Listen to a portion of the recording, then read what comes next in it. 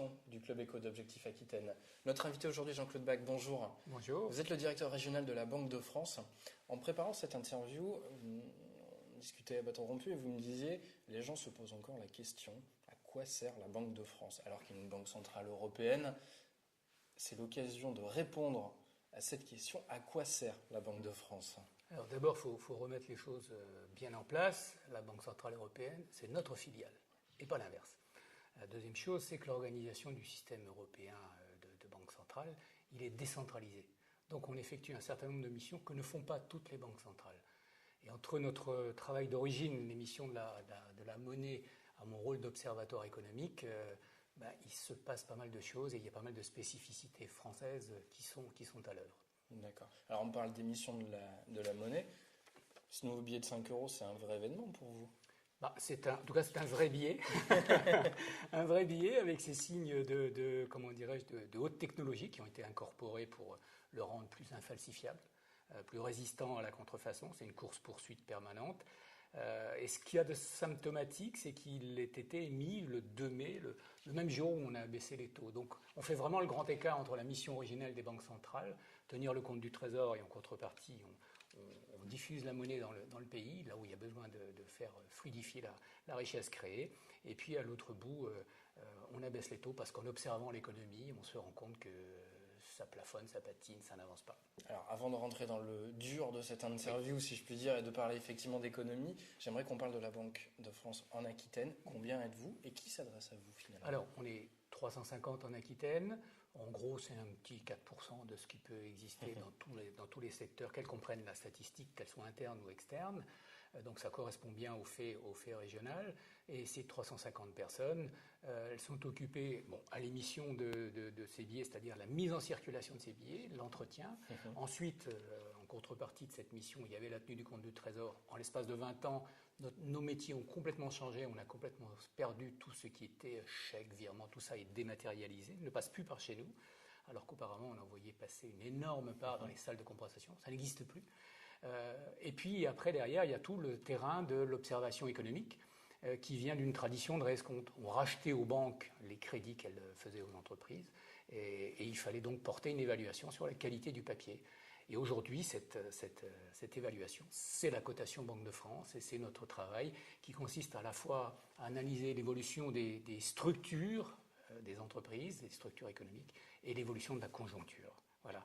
Puis il y a une mission qu'on nous a donnée au début des années 90 parce qu'à cette époque, on pensait qu'on n'avait plus grand-chose à faire déjà et donc on nous a confié le surendettement des ménages. On s'est dit on va pouvoir absorber ça sans problème, il va y avoir 200 000 dossiers. Et puis on se retrouve 25 ans après et il y a 200 000 dossiers par an et on a 2-3 ans après avoir obtenu, si je puis dire, cette mission, on a dû embaucher 700 personnes. Voilà.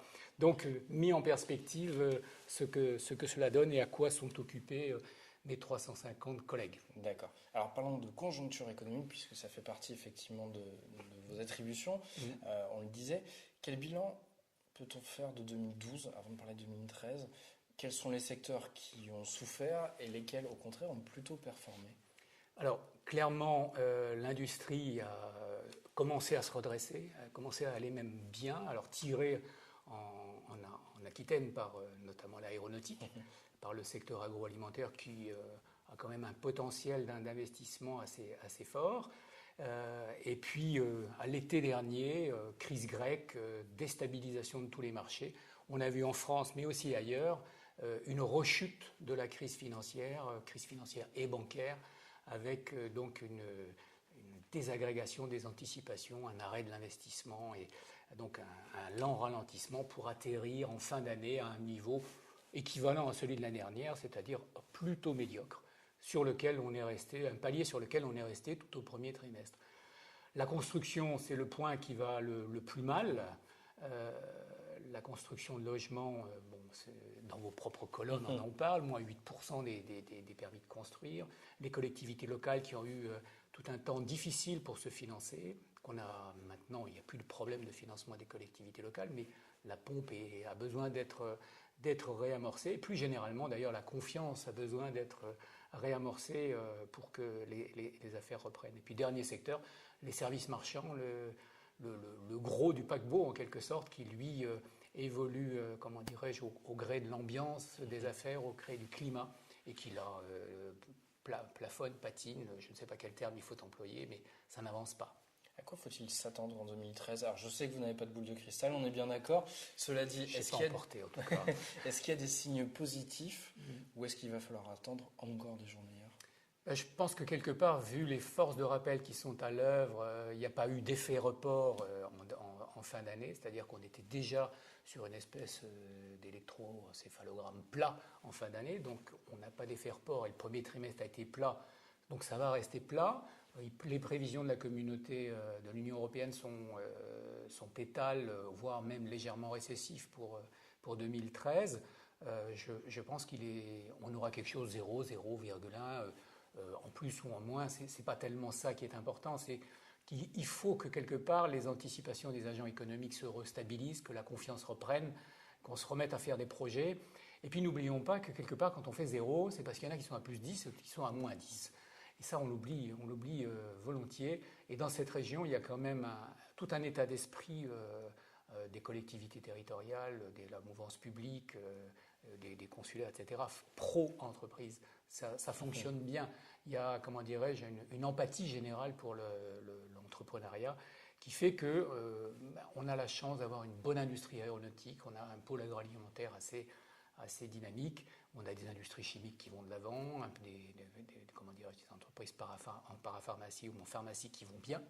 Donc tout ça tire la machine alors qu'il y a des forces de rappel dans le bois, dans le carton, dans des industries qui sont un peu dépassées par, la concurrence internationale. L'Aquitaine s'en sort bien.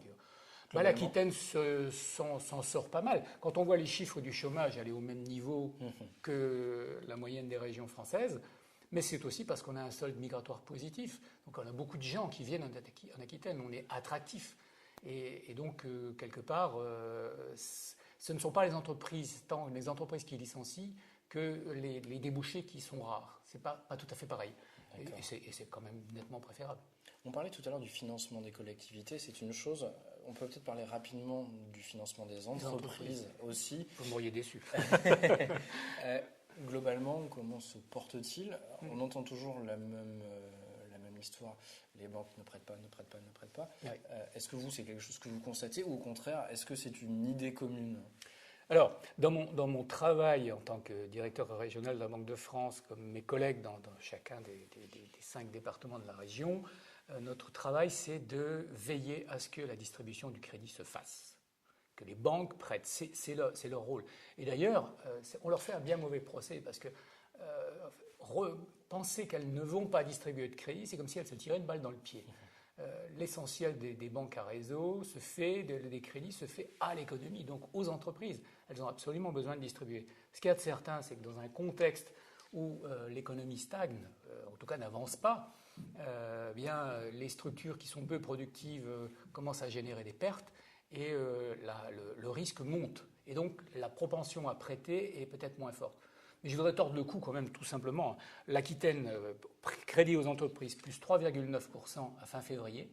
Donc c'est la dernière statistique dont je dispose. Plus récent, je n'ai pas. En France, plus 0,2. Alors, donc il y a un différentiel qui est positif. Ça ne veut pas dire que la production annuelle de crédit, c'est un encours, ça. La production annuelle de crédit augmente, c'est plutôt l'inverse. Parce qu'elle n'a pas de raison d'augmenter. Il n'y a pas suffisamment de projets. C'est bien le problème, d'ailleurs. Comme faire croître des entreprises pour leur faire atteindre la taille d'une entreprise de taille intermédiaire. Mais les banques font le boulot. Et on y veille, et quelque part, tous nos métiers à la Banque de France concourent à la stabilité financière. Ça, c'est vraiment le cœur de métier chez nous. Et bien ça, on veille au grain, et on veillera au grain à travers la médiation du crédit qu'on va relancer là dans les prochaines semaines, parce qu'on est là aussi à des niveaux d'eau basse, parce qu'il ne se passe pas grand-chose. Même si c'est plus difficile. Alors, pour continuer à répondre à votre question quand même, les crédits d'investissement, quand il y en a, ils sont couverts à 90%. Et ça, on l'a mesuré. On a posé des questions aux chefs d'entreprise, on a les retours. Crédits à court terme, ils ne sont couverts qu'à 70%. Pourquoi? Parce que quand on a 30% de crédits court terme qui ne sont pas satisfaits, c'est peut-être parce que ces crédits financent autre chose que de la création de richesse, mais peut-être comment dirais-je, de mauvais besoins en fonds de roulement ou des pertes. D'accord. Vous venez de le dire, il n'y a pas assez de projets. Pourquoi ? Est-ce que c'est une frilosité de la part des chefs d'entreprise alors que la conjoncture est difficile ? Est-ce que c'est lié effectivement à cette problématique ? C'est l'absence de visibilité. C'est tout simple. Alors, quand on est entreprise exportatrice, on attend tous les pays attendent le salut de l'exportation. L'exportation, finalement, regardez nos partenaires, l'Allemagne, qui s'en tire pas trop mal, mais enfin, sa croissance, c'est pas une croissance à 2 chiffres. Même la Chine n'est plus de croissance à 2 chiffres, on est à 7-8%, et le moteur commence à avoir quelques ratés. Donc, c'est toute l'économie internationale qui a été déstabilisée, ralentie par cette crise financière. Il faut remettre de l'ordre dans la maison, il faut consolider les banques, il faut que les marchés, qu'ils soient financiers, qu'ils soient monétaires, refonctionnent normalement. Et après, la croissance va revenir avec la confiance. Et pour ça, il faut faire des réformes structurelles qui sont extrêmement importantes à engager pour que les investisseurs, parce que finalement, les investisseurs, c'est vous, c'est moi, c'est tout le monde, leur épargne, ils la mettent dans des projets qui vont être porteurs et qui retrouvent l'envie de prêter, comme les banquiers, l'envie d'avancer, d'investir. Allez, sur cette note d'espoir, on va terminer. Merci beaucoup, Jean-Claude Bach, d'avoir répondu à notre invitation. Merci, c'est moi. Et merci de nous avoir suivis dans le Club Éco d'Objectif Aquitaine.